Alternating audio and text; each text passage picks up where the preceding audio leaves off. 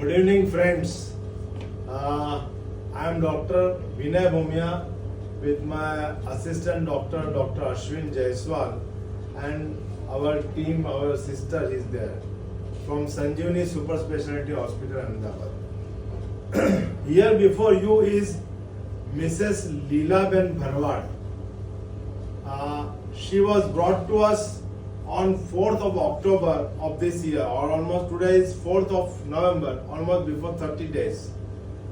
At the time of admission, she was diagnosed as septicemia and she was admitted at around 10 o'clock in the ICU. We saw her in the ICU. She was stable at that time, maintaining saturation of 94% with 5 liters of oxygen. She was mildly tachypneic, but her blood pressure was normal. She was fully conscious, and we were wondering where is the focus for septicemia. But we were not convinced for septicemia. Incidentally, in her history, we saw that since 6 months, she was being treated by a physician as a hyperthyroid state, and he was giving her carbamazole and propranolol. So it was very clear that she was having a hyperthyroid state. On examination, she had large goiter in the front of neck, but evidently we could not find any compressive symptoms. On X-ray of chest, her trachea was pulled on the right side, which we could not explain why it is being pulled on the right side.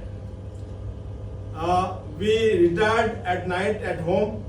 She was in the ICU, and at 8 o'clock we got a call that patient is almost collapsed. She has desaturated. Her saturation is only 75 on BiPAP. Her blood pressure is only 70/50. She is on very high dose of vasopressors. She is disoriented. We were shocked. What has happened to this patient?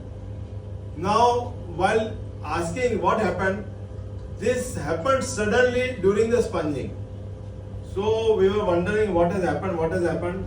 Suddenly it struck me whether this is a case of severe tracheomalacia due to the large long-standing goiter. So I immediately asked my registrar to intubate her and put her on an invasive ventilation.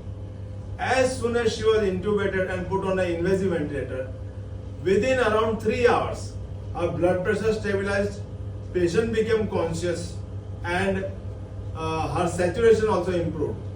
So it was a very clear case that while manipulating, while doing the sponging, the trachea got compressed. Now we did all her thyroid antibodies like thyroid peroxidase antibody, thyroglobulin antibody, then thyroid stimulating hormone receptor antibody. All were severely high. So this was indicative of an ongoing Graves' disease. Now, where our brother physician has faltered, he did not give steroids. Steroid is one the cornerstone of treatment in such cases. So he immediately started low dose of steroids. We changed carbimazole to propyl thiouracil. We added beta blockers, and she was in a severe thyroid storm.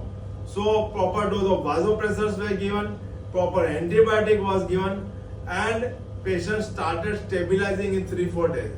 Now what next? We called the ENT surgeon to do a tracheostomy, but our lady ENT, she refused because she told I will not be able to locate the trachea. So we also called an oncosurgeon. We did a FNAC of thyroid gland, which was suggestive of simple goiter and not a thyroid malignancy.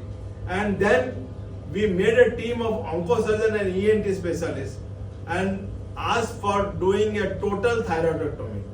Total thyroidectomy was performed in this patient under very stringent methods and conditions. It was successful, and per-operative tracheostomy was done. After tracheostomy, post-operatively patient developed left-sided pneumonia, for which she was given higher antibiotics. After thyroidectomy, due to disturbance in the parathyroid gland, she developed severe hypocalcemia. So we had to cover up with proper calcium gluconate, oral calcium and calcitonin.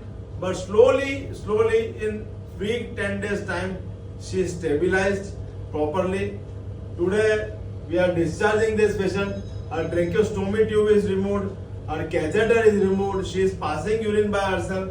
She is fully conscious, and this is a very good case of Graves' disease presented as toxic nodular goiter leading to tracheomalacia, trachea becoming very soft like a rubber pipe, and then all different complications of calcium metabolism.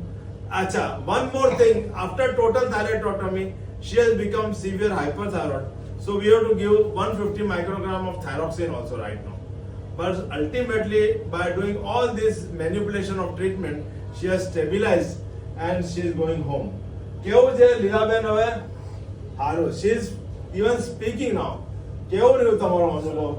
He is the son of the patient, and I have seen his boy has remained in the hospital since last 1 month. Huh? And they have really cooperated with us, and due to their cooperation only such patients can be saved. He is one of my friend, is Mr. Lalabhai Barwad, who has brought this patient here. કેવું રહ્યું લાલાભાઈ? સારું રહ્યું. અમે અહીંયા બહુ ગંભીર હાલતમાં લઈને આવ્યા હતા, પણ અમને બહુ એટલે બહુ જ સારું રિઝલ્ટ સંજીવની હોસ્પિટલમાં લઈને આવ્યા પછી મળ્યું છે. 100%. So this was something very interesting case of Graves' disease which presented in a very unusual manner and treated well.